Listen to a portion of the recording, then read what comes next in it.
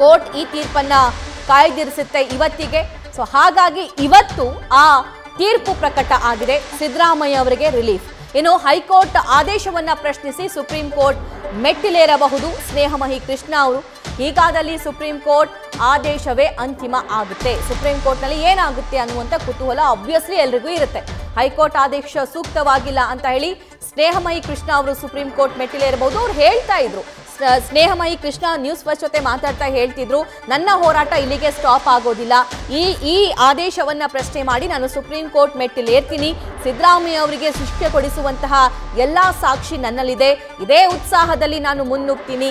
ಇದೇ ಉತ್ಸಾಹದಲ್ಲಿ ನನಗೆ ನ್ಯಾಯ ಸಿಗುತ್ತೆ ಅನ್ನುವಂತಹ ನಂಬಿಕೆ ಇದೆ ನನಗೆ ಅಂತ ಇದ್ರು. ಅದರ ಜೊತೆಗೆ ಈಗ ಲೋಕಾಯುಕ್ತ ತನಿಖಾ ಸಂಸ್ಥೆಯ ಮೇಲೆ ಅವರು ಆರಂಭದಿಂದಲೂ ಕೂಡ ಅನುಮಾನವನ್ನ ವ್ಯಕ್ತಪಡಿಸ್ತಾ ಬರ್ತಿದ್ರು. ಇವತ್ತು ಕೂಡ ಅದೇ ಮಾತನ್ನ ಹೇಳಿದ್ರು.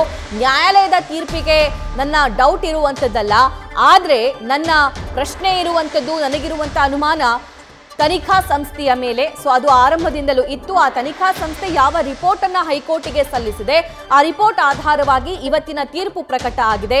ಆದ್ರೆ ಇರ್ಲಿ, ಹಿನ್ನಡೆಯನ್ನ ಅನುಭವಿಸುವಂತಹ, ಫೀಲ್ ಮಾಡುವಂತಹ ಯಾವುದೇ ಸಿಚುವೇಶನ್ ಇಲ್ಲ. ನಾನು ಸುಪ್ರೀಂ ಕೋರ್ಟ್ಗೆ ಹೋಗ್ತೀನಿ ಅನ್ನುವಂತಹ ಮಾತನ್ನ ನ್ಯೂಸ್ ಫಸ್ಟ್ ಮೂಲಕ ಸಾಮಾಜಿಕ ಕಾರ್ಯಕರ್ತ ಸ್ನೇಹಮಯಿ ಕೃಷ್ಣ ಅವರು ಮಾಡಿದ್ದಾರೆ.